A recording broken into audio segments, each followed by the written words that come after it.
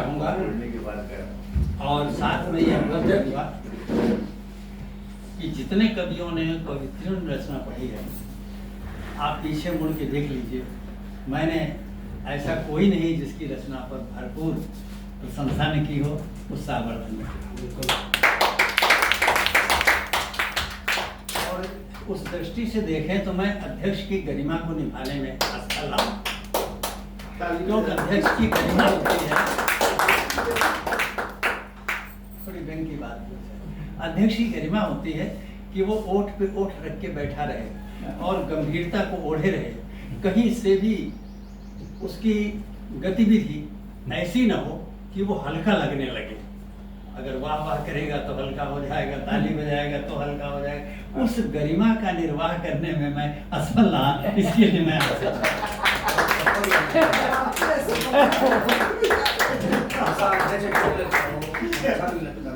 सुनिएगा, ठीक कर रहे थे।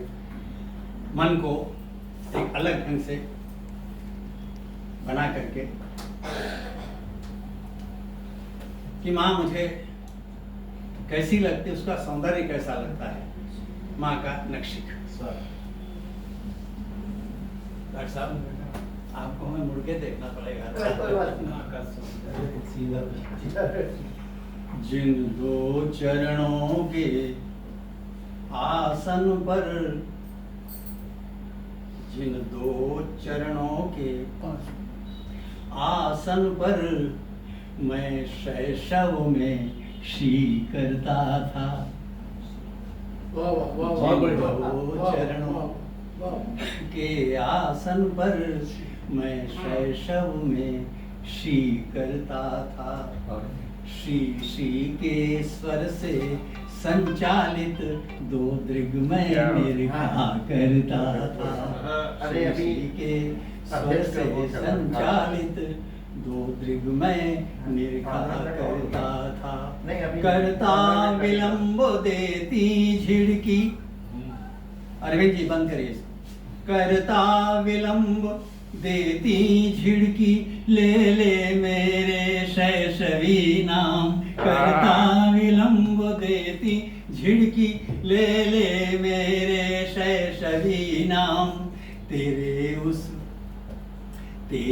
उस युगपद आसन को मन बार बार करता प्रणाम। मन बार चरणों के ऊपर उठें तो पाँव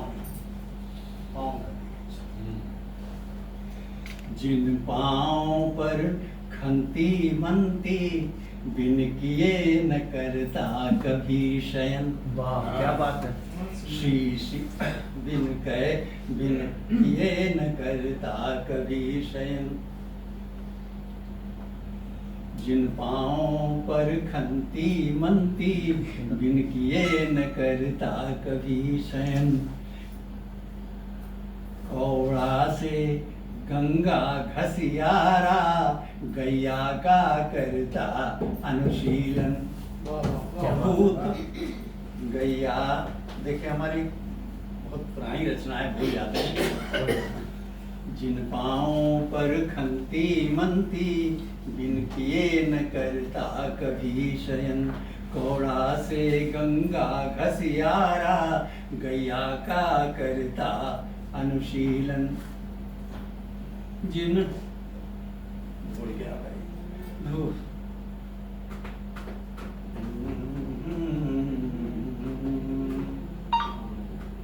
अब वो पंक्ति भूल गई और हम क्षमा चाहेंगे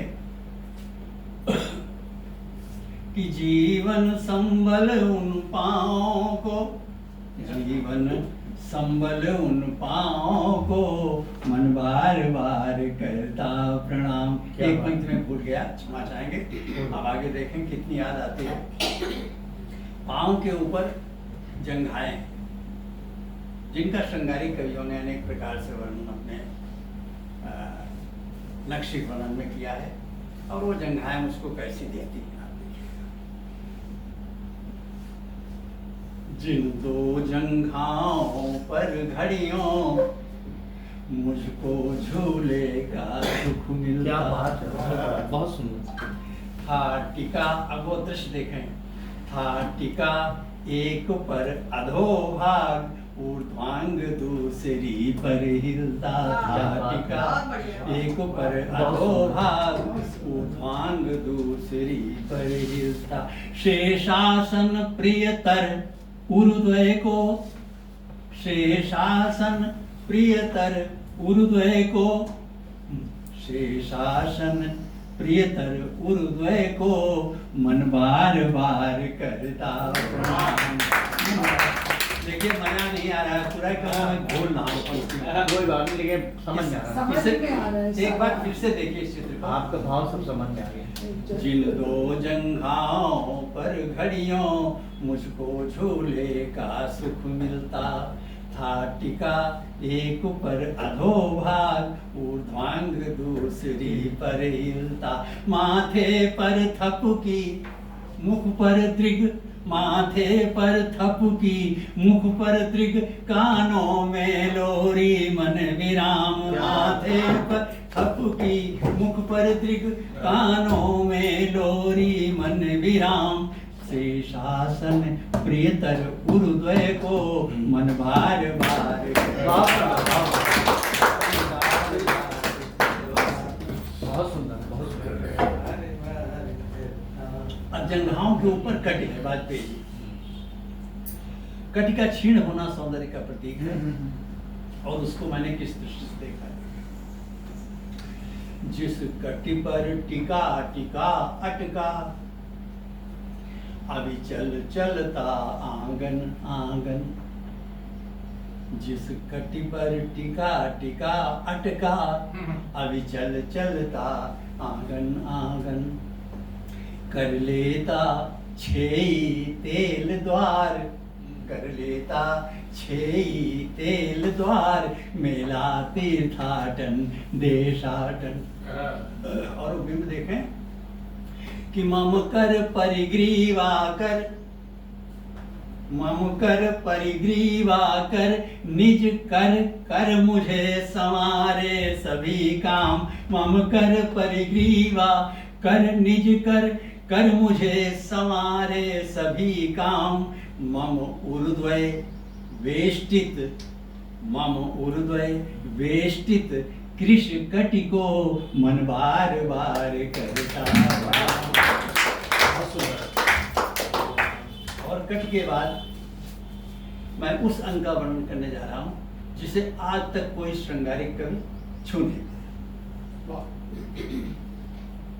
और मैं निसंकोच उस अंग तक पहुंच रहा हूं जिसे वर्जित कहा जाएगा का। सुनिएगा। जिस गर्भकोश, जिस गर्भकोश में निराकार, आते आते साकार हुआ। बहुत सुंदर, बहुत सुंदर, बहुत बढ़िया। जिस गर्भकोश में निराकार, आते आते साकार हुआ। इच्छा की भी न प्रतीक्षा की, ऐसा पोषण सत्कार हुआ। बहुत बढ़िया।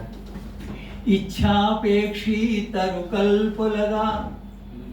कल्प तो सबसे श्रेष्ठ माना जाता है, लेकिन वो भी जो इच्छा करो तो पूरी होती है, लेकिन गर्भ में इच्छा करनी ही नहीं पड़ती। इसलिए कहता हूं कि इच्छापेक्षी तरुकल्प लगा, जिसके आगे बस नाम नाम। इच्छापेक्षी तरुकल्प लगा, जिसके आगे बस नाम नाम। विधि की ऐसी पहली कृति को मन बार बार करता। बहुत सुंदर। अब गर्भ में किसी चीज का अभाव नहीं है, तो अभाव गया कहाँ, एक बात। और दूसरी बात ध्यान देनी है सौंदर्य की, कि नारी का सौंदर्य गहरी नाभि में होता है, और गहरी नाभि के ऊपर 3 रेखाएं बनती हैं जिसको त्रिवली कहते हैं। ये सौंदर्य के प्रतीक माने जाते हैं। इस सौंदर्य को मैंने कैसे देखा है, आप ये पंक्तियां सुनिएगा, थोड़ी कविता ही है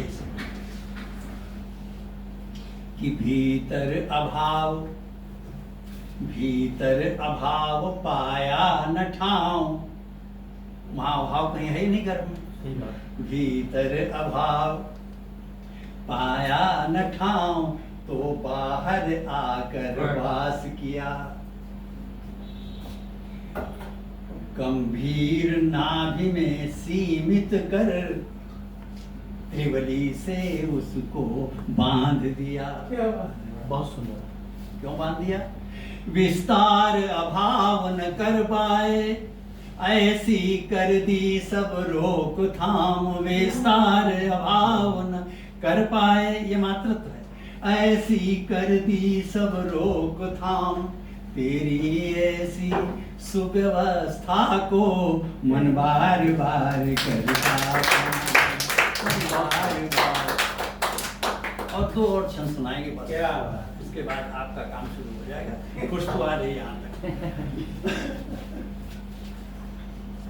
अब मैं नारी के उस अंग का वर्णन करने जा रहा हूं जो सौंदर्य का सबसे बड़ा प्रतीक माना जाता है, यानी पयोधर। पयोधर का अर्थ है पय को धारण करने वाले, दुग्ध को धारण करने वाले, या अमृत को धारण करने वाले भी कह सकते हैं। मैं किस दृष्टि से देखता हूं पयोधरों का, देखें आप इन दो छंदों में सिर्फ। जिन पयोधरों का पय पी पी, मेरा शैशव मुस्काता था। बहुत बढ़िया, वाह। आप पूरा फिल्म देखिएगा। जिन पयोधरों का पय पी पी, मेरा शैशव मुस्काता था। पीता था एक दूसरे को, नन्हे कर से सहलाता था। पीता था एक दूसरे को, नन्हे कर से सहलाता था। जैसे हो बचा रहा उससे, जैसे हो बचा रहा उससे, जो इन्हें देखता हो सकाम। जैसे हो बचा रहा उससे, जो इन्हें देखता हो सकाम। ऐसे पावन कलशामृत को मन बार बार और अंतिम स्पर्श इस रचना का मैं दे रहा हूं, जिसमें मैंने कहने का प्रयास किया है कि जिस मां को मैं प्रणाम कर रहा हूं वो कोई हड्डी और मांस का पुतला नहीं है,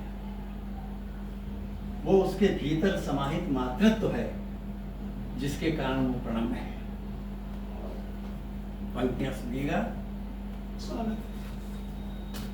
और पयोधरों से निकलने वाली दुग्ध की धारा का स्मरण करिए। गंगोत्री की गंगा मेरी, जमुनोत्री की जमुना मेरी।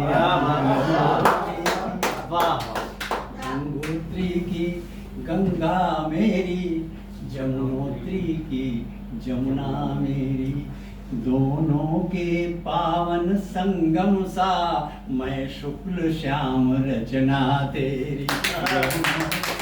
पावन संगम सा, मैं शुक्ल श्याम रचना तेरी। यह पंच रचित तन अधम, यह पंच रचित तन अधम बना, जिसके पय से प्रिय पुण्य धाम। यह पंच रचित तन अधम बना, जिसके पय से प्रिय पुण्य धाम। ऐसे शुचि सुधा सिंधु द्वय को, ऐसे शुचि सुधा सिंधु द्वय को, मन बार बार कर रहा। सभी को, सभी श्रोताओं को मन बार बार।